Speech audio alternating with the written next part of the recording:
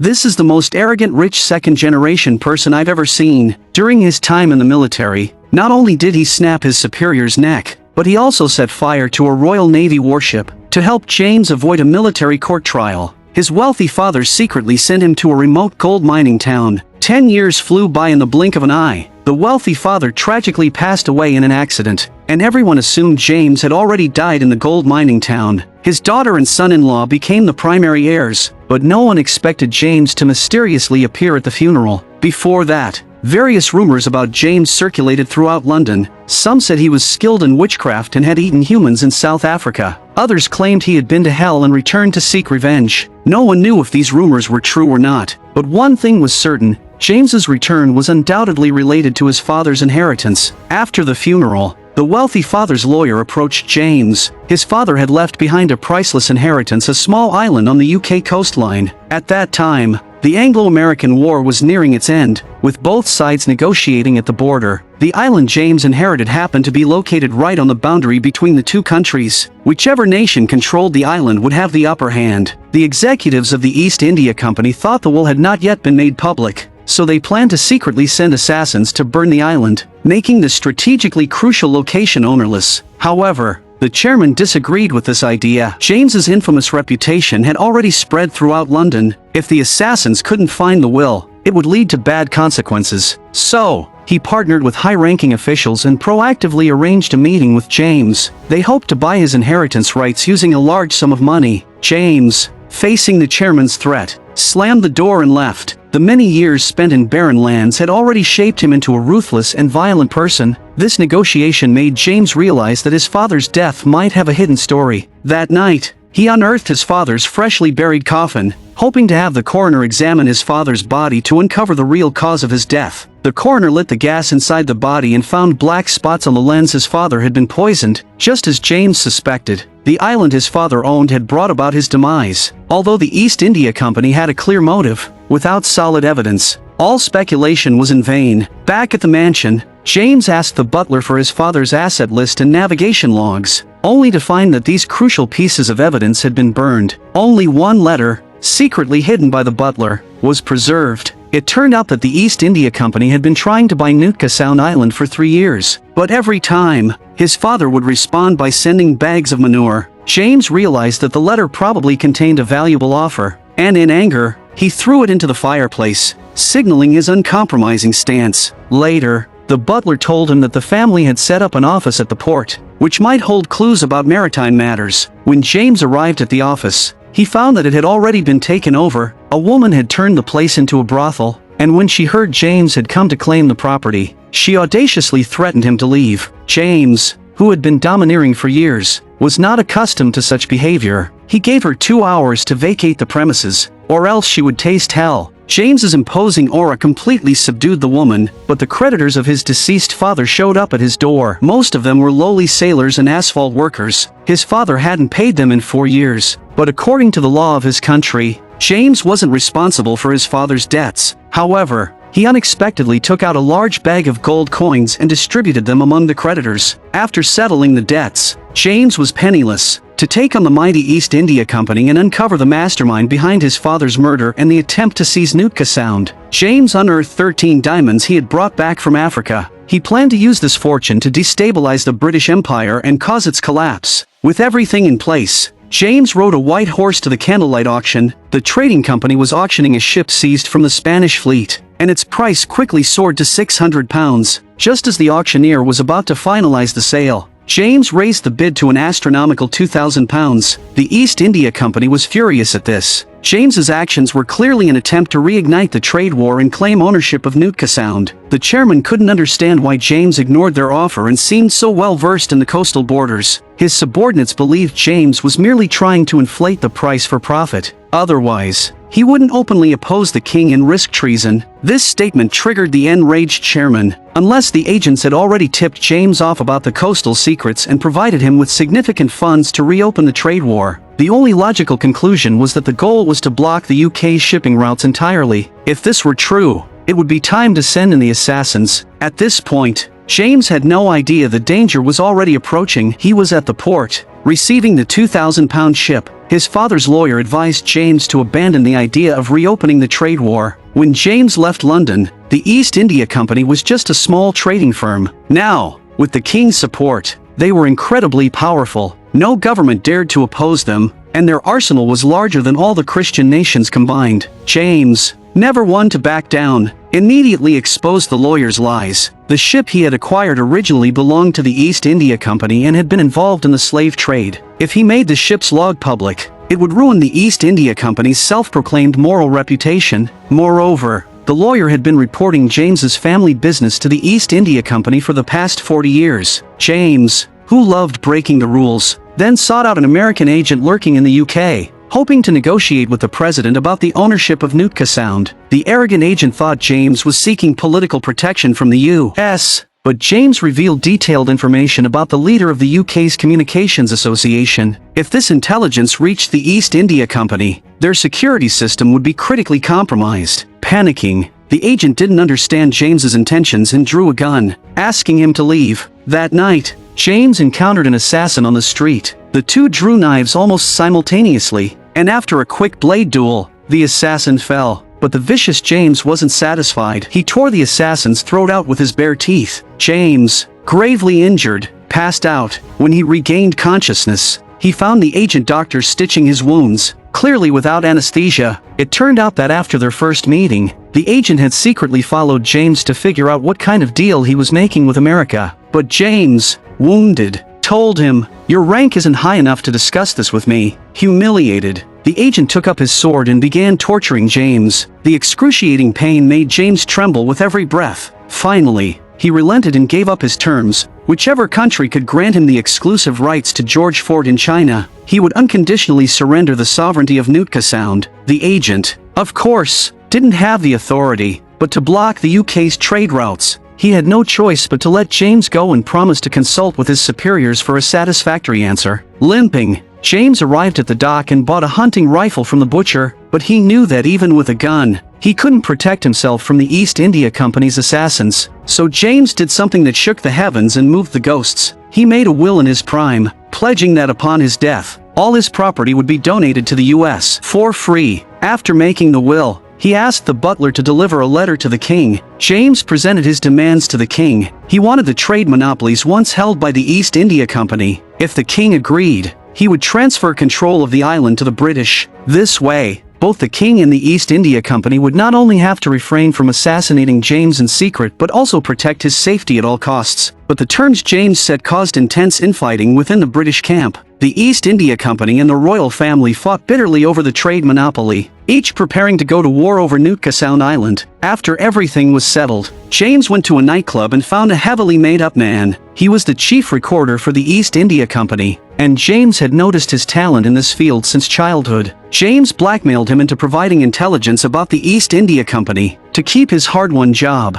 The man had no choice but to obediently comply. Just when James thought victory was in his grasp, he found the renowned actress standing inside the villa. The butler explained that she was the wealthy man's mistress from years ago, and she held half of the control over Nootka Sound. To be on the safe side, the butler suggested shooting her in the head. After some consideration, James decided to keep Lorna in the house, since both the royal family and the East India Company were eyeing the island. Keeping her in the villa might ensure her safety. That night, Lorna was due to perform at the theater, but James advised her not to go, warning her it would lead to lifelong regret. However, Lorna, naive to the dangers of human nature, dismissed James' advice and left for the performance for the large reward. On her way back, she was intercepted by members of the royal family. Seeing the unfriendly crowd, Lorna grabbed a dagger and stabbed a man. The royal guards quickly engaged in a struggle with her. Luckily, James fired a warning shot in time, saving the disobedient woman from danger. Just when James thought the crisis had passed, a large group of royal soldiers surrounded the villa. It turned out the man Lorna had stabbed the day before was just a pawn. They wanted to imprison Lorna for attacking a royal member without cause. Before leaving, James told Lorna that the royal family would force her to sign over the rights to Nootka Sound, but she mustn't sign. Once she lost her value, escaping would be impossible. He promised to notify the East India Company to save her, and soon a team of soldiers stormed in to take Lorna away. The British royal family arrested her for assaulting the Duke. Unable to withstand the torturous interrogation, Lorna was about to sign over the rights to Nootka Sound when an East India Company representative stormed into the prison and rescued her. James had already shared his terms with the East India Company to balance the interests of the three parties. The royal family planned to sacrifice some of the East India Company's trade monopolies to reclaim control of the strategic island, which angered the company's chairman. The chairman decided to break away from the royal family and fight for the monopoly of the trade routes on his own. Using economics, the East India Company played the royal family like a puppet. The company's chief recorder, acting as an inside informant, immediately relayed the news to James. Although the royal family had fallen out with the East India Company, they would not grant James the monopoly on tea trade but allowed him to deal in arms. At the end of the Anglo-American War, gunpowder raw materials were under royal control, and James had no access to purchase permits, meaning he couldn't get any gunpowder in England. James sought out the chemist Chumley, hoping he could help produce gunpowder using chemical principles. Upon learning that James was opposing the royal family in an attempt to smuggle gunpowder, the morally upright chemist immediately refused his request. Having never been refused before, James pulled out a large sack of money. The huge sum made the chemist, who prided himself on virtue, quickly yield. The two of them then set out in a carriage to a farm. To make gunpowder, they needed nitrous oxide as a base, which could only be found in cow manure. Chumley picked up a lump of manure from the yard and shoved it into his mouth, shocking James. The two then collected large amounts of oak and urine. By mixing the manure and oak in a 60-40 ratio and soaking them in urine for a year, they would have gunpowder. With little time to wait, James pressed the chemist for a faster solution. The chemist suggested extracting gunpowder using refined saltpeter, which could be done in a month. However, during wartime, the refined saltpeter was stored in East India Company warehouses, and it was impossible for James to purchase any. Thus, James devised a plan to rob the refined saltpeter. However, on the way there, he was ambushed by a large man. The man, seeing James known as the Devil, knocked him to the ground and planned to drag his corpse back for a reward. But the unconscious James seized the opportunity to fight back, knocking the big man down with just 2 strikes. Seeing the man crawl away, James grabbed an iron hook from the side of the road and threatened him. Using the hook, James dragged the man to the gallows like a dead dog. Not only did he successfully kill the man using the hook, but he also sliced off his kidneys as a trophy. After dealing with the problem, James went to a notorious brothel. He hoped the woman there would arrange for a few assassins to infiltrate the East India Company's warehouse and steal materials for gunpowder production. Seeing James's generous offer, the woman quickly agreed. Back at the house, the butler handed James a letter saying that a countess had invited him to a party. James, who didn't care for such meaningless social events, was swayed by the butler's words and decided to attend. He and Lorna, dressed in formal attire, arrived at the gathering, only to find his long-lost sister there as well. The two exchanged a knowing glance and met outside. It turned out that James and his sister weren't blood siblings but childhood friends who had grown up under the same roof. Just as they were about to share their longing for each other, Dumbarton appeared and interrupted their conversation. The giant who had been disemboweled by James in the afternoon was one of their men. However, the Americans had no intention of continuing to trouble James. Regarding Nootka Sound Island, Dumbarton presented a new condition. He suggested that James bring his sister to live in America. If necessary, they could even help eliminate her husband. It seemed the Americans also didn't plan to give James the trade monopoly. James remained silent and returned to the party, nervously watching his pocket watch. At this moment, the team he had sent out to steal materials had begun their operation. A young and innocent girl knocked on the East India Company's door. A drunk security guard, seeing no one else around, began to have impure thoughts. What he didn't expect was that the girl, who had been so obedient a second ago, now held a gun to his head. Meanwhile, the butcher, who was covering for her, led a group to assassinate the patrolling guards and locked the guards' dormitory doors from the outside. He then hung a bottle on the dormitory door. The explosion shattered the door with force. The guards, woken by the blast, rushed to help but found the dormitory door jammed shut. The butcher swiftly and skillfully emptied the warehouse of the refined saltpeter. Just as James was preparing to go to their aid, the Countess, who had hosted the party, approached him. It turned out she was the head of the secret spies infiltrating Britain. The Countess wanted James to agree to her terms, or else the military would relentlessly hunt him down. Not one to yield to threats, James rejected her proposal. If the military dared to assassinate him, he would give the sovereignty of Nootka Sound to Britain for free. Not getting the desired answer, James was about to leave when he was stopped by his drunken brother-in-law. the brother-in-law angrily accused James of not only taking the inheritance that should have been his but also dishonoring him. James, unwilling to let him ruin his sister's reputation, knocked him to the ground and dragged him out of the venue. The onlooking nobles followed, eager to see the spectacle. For the brother-in-law, it was like a public execution. Humiliated, the brother-in-law, with his pride shattered, demanded a life-or-death duel with James to decide who would have his sister. The duel would take place the next morning on a remote island off the coast of Britain. By the time they arrived, the shore was already crowded with spectators. The referee checked both men's weapons and announced the rules. Each duelist would have one shot, and the first to fall would lose. The noble brother-in-law aimed carefully, but James stood calmly, seemingly unconcerned. Faced with the dark muzzle of the gun, he continued to march forward. Unable to bear the pressure, the brother-in-law fired first, hitting James in the chest. But oddly, there were no bullets in his gun, and it didn't even penetrate James's coat. Having lost the opportunity, the brother-in-law could only silently pray to God. He quietly waited for James's bullet to fall upon him. James believed the brother-in-law had been betrayed by his own men, and shot the escaping assistant dead. It turned out that the East India Company, fearing trouble for James, had secretly replaced the bullets in the brother-in-law's gun. James walked out of the duel ground amidst his brother-in-law's shock. The defeated brother-in-law returned home and vented all his anger on James's sister. If it weren't for her entanglement with James, he wouldn't have lost his dignity in front of everyone. Now, the brother-in-law had become a laughingstock among the British aristocracy. To vent his hatred for James, the brother-in-law not only abused his sister at night, but also hired an exorcist to tie her up and torture her. At this time, James was unaware of the torment his childhood friend was going through and was asking the butler for information about the royal family. Due to the loss of the nitrate for making gunpowder, the East India Company was sending soldiers to search heavily, and they would likely find their villa soon. Lorna knew immediately that James was behind it and urged him to destroy the refined nitrate in secret. Unexpectedly, James confidently said that if soldiers came, they should let them in, as they wouldn't find any criminal evidence against him. But Lorna was still worried about being implicated, so she anxiously asked James where the nitrate was hidden. Having been betrayed once, James didn't admit anything. He said the stolen nitrate had been sold to the Royal Navy, so the regent would have grounds to sue the East India Company for neglecting such an important wartime material. Lorna,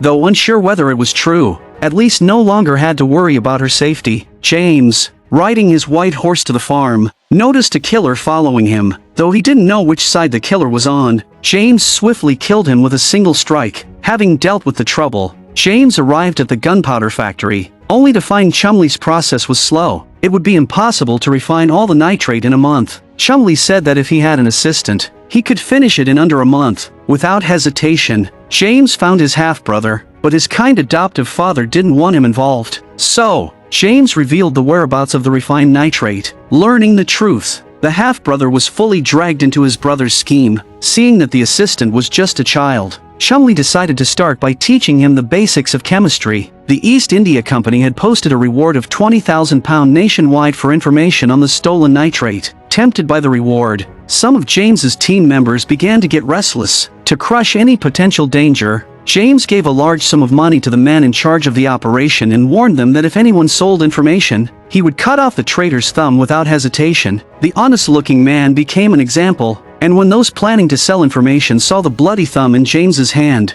they fell silent. Compared to the huge sum of money, life was more important. James then went to a brothel at the port. The East India Company had learned that some women were involved in the heist, so all the brothels at the port were likely to be their search points. But as a trade company, they didn't have law enforcement authority, so he instructed the manager to be extra cautious during this phase. If any soldiers came searching for the refined nitrate, he was to take care of them with the butcher. As payment, James gave a diamond and a finger, meaning that betrayal would lead to death. Sure enough, within a couple of days, a spy came to inquire about the information. Following James's instructions, the butcher took the spy to the seaside and killed him, leaving a warning note on his body. Humiliated, the East India Company was furious, and the chairman ranted at the meeting. At this point, James still didn't realize that the East India Company had seen through his scheme. He was rummaging through his rich father's belongings in a suitcase, which contained many letters from the rich man to his son, but James didn't even look at them and burned them right away. As he didn't like his wealthy father, his father had been a businessman who made his fortune through plundering,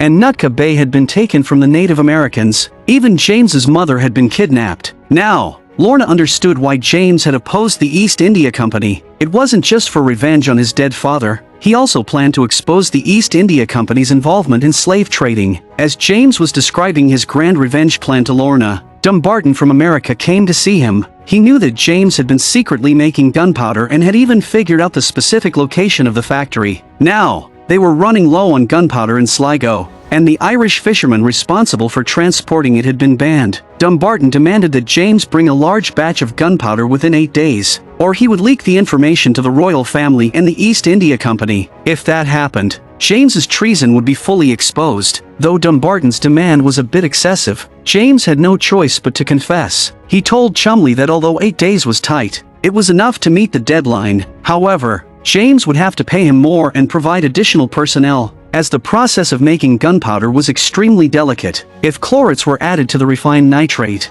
it would need to be stirred continuously for 24 hours. If the liquid solidified by mistake, it would explode. At this point, James had no choice but to take the killers responsible for stealing the nitrate into the factory. Meanwhile, the British royal family had begun pressuring the East India Company. They had received an anonymous letter accusing the East India Company of trafficking slaves. At that time, slavery was considered treason in Britain, and finding evidence could bring down the East India Company. Using the tea trade monopoly to gain control of Nootka Bay, the king immediately ordered a doctor to lead the investigation. The East India Company's higher-ups, learning about this, destroyed all the incriminating evidence overnight. While Britain was embroiled in internal conflicts, the head spy, who had been lurking in Britain, came to see James and said the higher-ups had agreed to his terms. If James signed the transfer of ownership for Nootka Bay, he could take his half-sister and flee to safety. This was a godsend for James, who was at his lowest point. As he fantasized about a bright future, his childhood friend, his sister, was enduring severe abuse at the hands of her husband. He had decided to hire a priest to rid her of the family curse, but the priest found no demon within her. Despite this, the husband continued to abuse his wife. It turned out that ever since he lost to James in their duel, he believed James had used dark magic. So, he vented all his anger on James's sister. After enduring the abuse, the sister could no longer take it. That night, she drew a long knife from the drawer and quietly walked towards her sleeping husband. She aimed for his heart, ending all his suffering. Then, she went to James's villa, planning to leave Britain with him. After starting a fire in the hearth, James said, "I'll take care of the body first, then I'll send you home." The shocked sister, who had hoped to start a new life with James after killing her aristocratic husband, realized that James had no intention of taking her with him. To protect his sister from being hanged, James sent the husband's body to an American doctor. The doctor ruled the cause of death as an infectious disease, easily concealing the murder. Just as James was preparing to bury his brother-in-law, a farmer reported his gunpowder factory to the East India Company. The chairman mobilized soldiers to search the entire farm, but James had already planted informants within the East India Company. After the meeting, the informant told James, but he wasn't worried at all. He told the informant to take a deep breath and go home. There was no problem here. James and his men then transported the gunpowder by water. By the time the East India Company's soldiers arrived at the farm, James and his men had already disappeared, and the farmer who had reported them had his tongue cut out. Only James could carry out such cruel acts. After arranging everything, he arrived at the port, only to unexpectedly encounter an executive from the East India Company. The merchant ship that James bought for £2,000 was blown up, and the massive shockwave knocked James unconscious. When he woke up, he found a corpse lying next to him. The woman, thinking that James had killed her daughter, raised her gun and began shooting. James, with a clear conscience, didn't even try to dodge. Just as James was about to explain himself,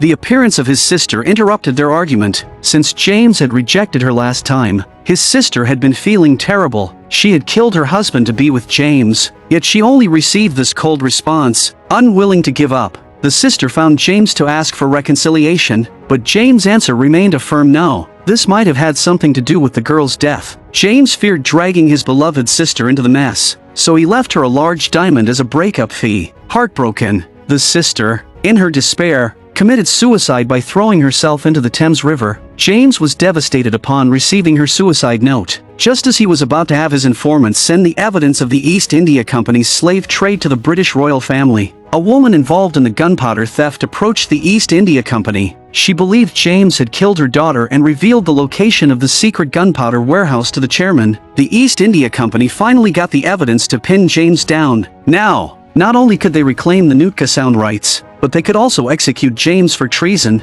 To be on the safe side, the chairman had the woman detained as a witness. The British royal family soon contacted the East India Company. They wanted the chairman to transfer the Nootka Sound rights to the crown, in exchange for which they would relinquish the monopoly on tea trade. Facing this win-win situation, the chairman agreed without hesitation. Soon, a large group of soldiers stormed the mansion and imprisoned James. The interrogation was led by the king's secretary, who, using the threat of treason, forced James to sign over the rights to Nootka Sound and divulge the names of all American agents hiding in Britain. However, James had only one condition, that he be allowed to meet with the chairman of the East India Company. In exchange, he would confess to all his crimes. The secretary, who had never encountered such an arrogant criminal, ordered his men to torture James. Just as James was about to perish from the torture, the chairman of the East India Company himself appeared in the cell. It turned out that when James realized someone was missing, he suspected the gunpowder production might have been exposed. He had handed over the evidence of the East India Company's slave trade to the doctor. If anything happened to him in prison, the entire East India Company would be charged with treason. Realizing the severity of the situation, the chairman asked James what he wanted. James replied, "I need a ship." Although the chairman didn't understand why James would need a ship when he couldn't even escape from prison, the chairman was forced to comply due to the incriminating evidence. Seeing the chairman leaving the prison, James' brother immediately opened the cabinet and sent the letters to the specified address. The team sprang into action, seemingly under orders. The butcher led the team to rescue the witnesses who were about to be transferred, and presented evidence proving that James was not the one who killed her daughter. Then they burned the evidence of James' treason. With no witnesses or evidence, the jury had no choice but to acquit James. Furious at being outplayed, the king ordered James to be executed. The soldiers, receiving the order, rushed to the port to stop James from escaping, but were blown away by a barrel of gunpowder planted by the explosives expert. The butcher's men then opened fire, wiping out the royal guard that had come to capture James. Taking advantage of the chaos, James and his team boarded the ship that had already been prepared. Although James managed to break through the siege, there was still one villain who hadn't received his due punishment,